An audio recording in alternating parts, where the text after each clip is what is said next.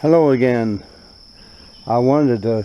I'm going to go put water on my watermelons in the garden and everything. And it's been dry now for 3 weeks, and I haven't watered them. I wanted to show you my little invention that I made 15 years ago, 2010 or something. Took an old 55-gallon barrel that I had, and the first one I started off with for a pump was just a village pump. We went in the boat, I don't know, 1995, 20 bucks from Walmart. They don't last very long, so I found this thing on Amazon. It's a RV septic tank pumper, and I got it on clearance. I think I give $40 some for it, and I've had it now for years and years. And I went to an old junkyard a few years ago. I bought a couple of batteries for $25 a piece, or it might have been 20. Now this is full of water with I got some commercial Amargo in it, and you just simply aim it to the plants. Let me get this around here. I got a water hose on the end of it. Got a water hose on it. Of course, that's the suction part. And then got a water hose on the end of it, and you just simply turn it on, and there you go. Water your plants real good, and just turn it off, and it's pressurized. You heard it go off by itself. So I just want to show you that I'm going up right now to water my watermelon, which is up the road. Then when I get 55 gallons on them, I'm gonna come back down here and water the plants down here. As you can see, garden tomatoes and cucumbers and peppers and eggplant, etc. So see you in a bit. Back up to my watermelon plants here. You can see these things had a little bit of rain on them here one day last week, just a little bit, and they need 1 to 2 inches of water per week on these things. You can see they're growing really good. Of course, the electric fence, this is my gate. My electric fence, I turned it off before I came down here. Now, and of course my water, when I fill my tank up, I put a string around it to keep the water from a garbage bag over top of that, to keep the water from splashing out on me, and remove that so I can get to it, and it can flow out good. There's a good water to it, and it is simply pull this out and go to it. Look at all the hose out here. I got a long hose. If you got one so long, that's okay. It's just short, that's you got a problem. But let me get this down to where I want it at, not shower. I get the shower for right now.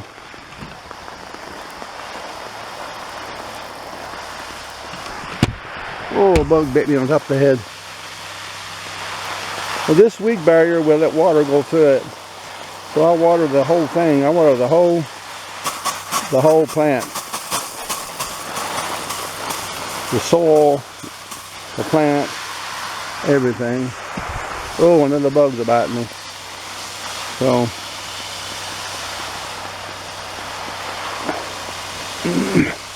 water the hills real good. What I'll do, I'll water them. There's a small melon on there. What I'll do is I'll water these, and I'll come back on them and let these soak, and I'll come back and put water on them again, let that soak in. I'll go to one side. I got this where I can go way down through there without pouring the UTV up, and I'll water the other side up. This is my bought some cantaloupes from Sam's Club. They were so delicious. They didn't look like a cantaloupe. I don't know what their names of them was, and they were so delicious. I bought some one day, then look at you later, I bought some more, and I say I'm going to save the seeds of that. So you can save the seeds from a hybrid. I know these are hybrid, but you can save the seeds from a hybrid in the first year, you're okay. But the second year, third year, of course it goes down to the inferior plant. So I'm going to go off here and get this done. Thank you for watching. Hello again. Thought I'd update you on my progress on my watermelon patch here. Thought I'd show you the bird tape. Put this up yesterday. It's we have to have a bird tape up. Well, I put this up yesterday. Oh, before I get into that, yesterday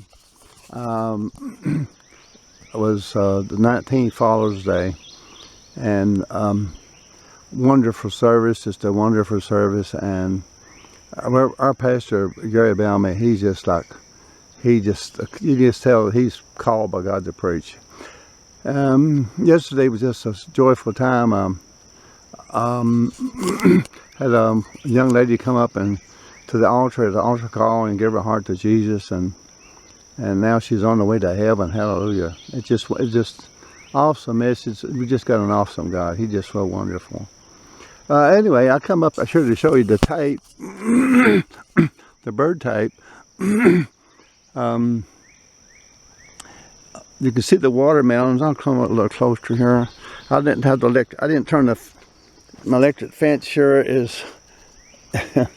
It's I didn't turn it off. As I say, I did this yesterday.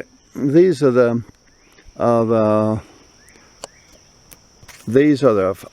fall crop ones down there on this row.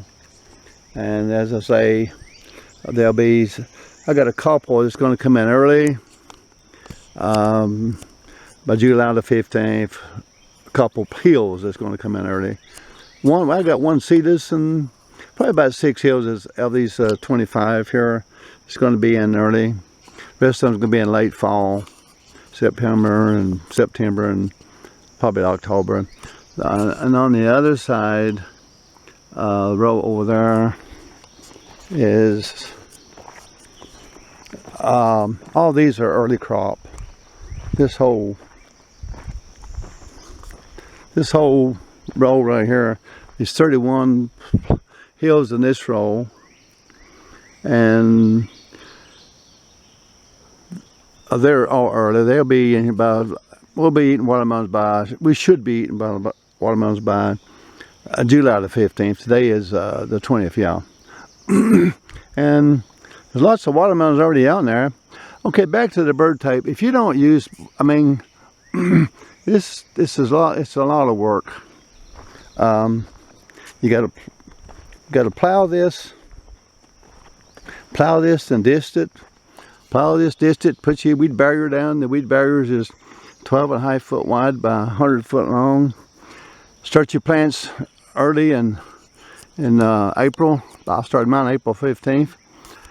And then as you get that up, you gotta plant them, transplant them, and take care of them and water them. We've had some really bad long days of hot weather, and I've had to water them a lot. And the bird tape up here, if you don't put this bird tape up, the crows will literally get in there and start pecking. They'll just literally run your patch. I mean, they'll just, you know, I just give a crow a 35-pound watermelon and say, go to it and pick on it, but they'll pick on one, then the next day before you know it, they picked on a whole bunch. Let's see, right here, yeah, right here is one. Right there is a watermelon. If I can zoom it in, let's just zoom it out.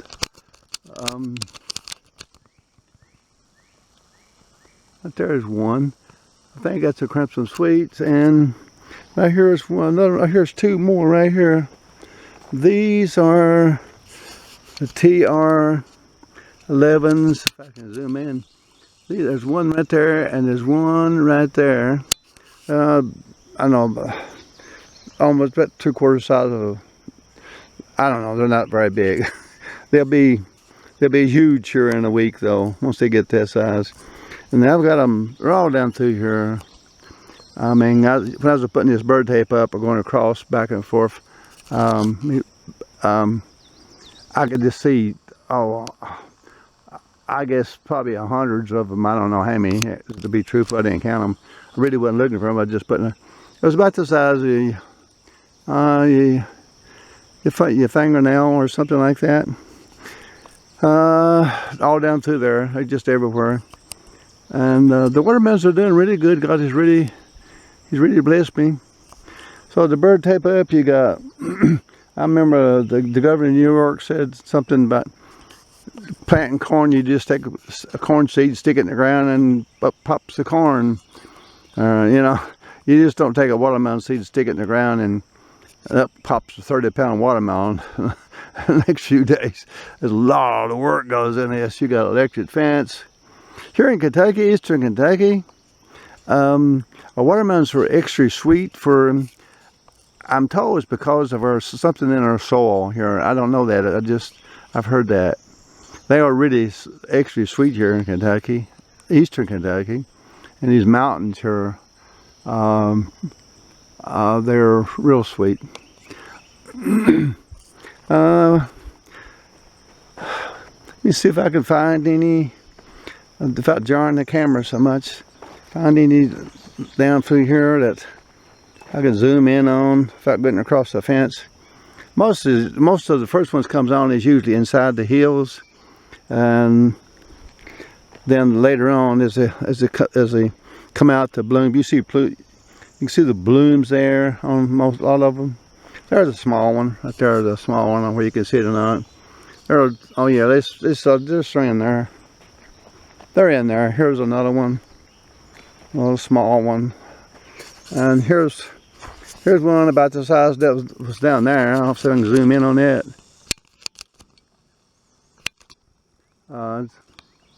It's also a TR11X13. There's probably 2 or 3 in there. Usually where there's one, and there's another small one right beside it, but a very small one. Like I say, usually when you find one, you'll find you 2 or 3 right in the same area. Reason being is the blooms are all there. When the bee is going from one bloom to another, and it's sorry to just jump from the one that's real close is what it goes to. She'll go to. I got the bird tape is up. I got them up on plastic. Something. One of these is hitting. One of these is hitting the wire. I have this on plastic rods, so if the tape touches the wire, it's not going to ground. It's not going to ground it out. Up here on the hill, if I can get, let me see if I can zoom in on my bees. I have. Well, if I can get this thing to zoom.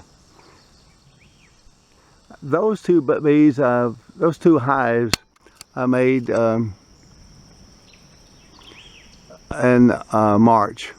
And those 2 hives are only I only got those 2 hives to pollinate my watermelons. They really need pollination. If they don't have bees up here, you have very few melons. This way you got hundreds of melons. 55 plants, and it takes 3 or 4 per plant, and then 30 pounds a piece. You know, sometimes you get 6, 7, sometimes 1. It's just according to that. So I'll sure do praise my God for giving me this. There's a lot of work involved in it. There is a lot of work in it. It's not like Governor Cromwell said in New York, stick a piece of corn in the ground and it just pops up. You have to plow this. You have to plow this up, cultivate it really good. Put your weed barrier down, overlap it, tie it into the ground. Transplant your plants. Start your plants in April, and water them and do all that, and then transplant them transplant your plants, and then you got to continue water when it gets dry. It's a lot of work involved in it. It really is a lot of work. This year I want to give my good friend Marsha Eisen a really big one, more than one actually. She's a dear friend of mine, lives in about, I don't know, 80 miles from here or something. Last year I wanted to give her one, but the groundhogs got in. I didn't have this electric line fence up. The groundhogs got in. I think I caught, I don't know, 4, whatever it was, small ones, and destroyed me. So I'll go down to the garden and let you give a quick look at it and get off of here. Thank you. Here's those bees that I tried to show you when I was down in the watermelon patch. They're working beautiful. They're just working just great. This is the one that, as I told you, I started in March. That's the watermelon patch down there that they're pollinating. And they're just doing a super job. I had 2 hives, and I made 6. Yeah, I made 6 and I combined 2, so I got 5. So they're doing really good. You can see them. Their landing strip there. They're bringing the nectar and the pollen in. Both hives are working like really good. Go down to the next garden. Bring you from the watermelon patch down here to our little garden. There's our corn. The corn is beautiful. It's doing really good. Last year we had 4 rows and we got, I don't know, 4 or 5 bushels from it. We don't like to can it. We just like to eat it straight from the garden, take it in the house. And so we actually got 3.5 rows there. We run out of seeds, but that's plenty. That's all we need. And we'll have, I've been guessing, if God gives us a good crop, we should have 4 bushel from that. And here's the peppers. There's the small peppers hanging on them, on some of them. Our peppers are doing beautiful. This is our home garden now. Peppers are doing beautiful. There's a eggplant that's bloomed really heavy. Got a lot of blooms in there. Lots of blooms. My wife loves eggplant. Her and the girls love eggplant. I don't care. I don't eat it, but the girls do. We have 4 cucumber hills, and we've already got a bushel. I don't know, close to it, if not over a bushel, off these things. Plenty of blooms. There's plenty of cucumbers on right now. We got 4 hills, like I say, and it's just wonderful. Just wonderful. God is so good. He just blesses me so much. I got now I don't know how she's going to eat all this eggplant. There's 1, 2, 3, 4, 5 plants. You know how big they get. Them big monsters. I have what I have here is 12 by 5 weed barrier. Water can go through this.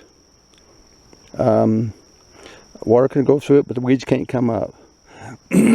Now, if a weed happens to, if a root is on top of this, it will go down in the ground, like right here, like right there. It can go down, but it can't come back up. It can't come up through it. And here's a couple of small cucumbers right there. Small ones. I don't know, they're all over the place. They're all over our 4 hills. This is my cages that are made out of concrete wire. This one here is 7 foot tall. Make these, and I put black ties on them. Putting them together, I put black ties on them, and then when I take and trim 2 fence posts in the ground, one on each side, and I'll tie them to my cage with white plastic clips on each side. That way this fall when I go to remove them, the cages, I'll just clip the white ones. I won't clip the black ones, and this thing will jump apart like a spring. So it's wonderful. It just worked wonderful. It's a good, real heavy wire. I had it for a long time. I've got a lot of these are 5 foot. This one is a 7. One I just showed you a 7.5, and this one here is 7 foot. And these tomatoes will get higher. I'm 6 foot. I'll come to right here. See, about right here. This thing is 7 foot, and these tomatoes will be higher than that. They go higher than that. I mean, it really goes extremely high. Tomatoes are really big, and I have not had any trouble with blight at all on them, not any at all. And so all of these are park tomatoes. Most are on 5 foot wires, but I do them all with a fence post in the ground with tie them off with a white tie. I got one Cherokee tomato, which is this one, and it's a heirloom. It's an old-fashioned Cherokee tomatoes. The Cherokee Indians developed it, started it, or anyway, it's sort of tomatoes. It's a heirloom, so you can. All you gotta do is on these tomatoes is keep them inside the cage. Just poke them in there like that, and then go up. They got tomatoes on them. You got to look inside. They're not real big yet. There's a few. And here's one. All you gotta do is just come out every few days and pull the tops back, put them inside the cage. Cucumbers are wonderful. I'll take you here and show you where my bees are at that pollinates this. I have 3 hives up here to pollinate this. And they are, I don't know if you can see them for the weeds or not here. They are, well, you can see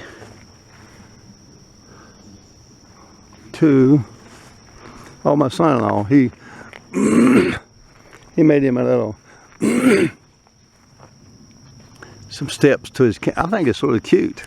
Made him some steps to his camper where he don't have to. Him and my daughter don't have to walk around the road to get to the house. We got his camper. I'll just jump up there. He's got his camper up here, and he said it cost $120. The fuel is so high. $120 to pull it down here from Mount Patterson. He's a lieutenant colonel at Mount Patterson Air Force Base right now. And there's his camper. He's going to leave it up here all year. And got voltage, water, and sewer and everything.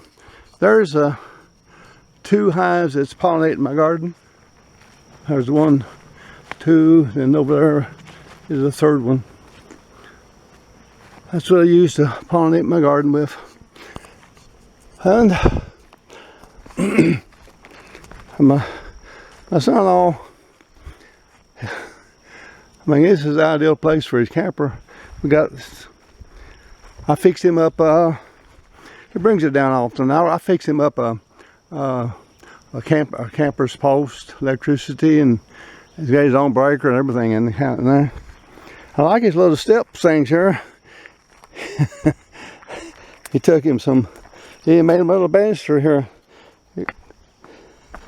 I like this little thing. Real cool. Saves him from walking all the way around. Well, that's a little tour of the garden, and hope you enjoyed seeing it. I enjoy going out and taking pictures and stuff of it. So bye for now.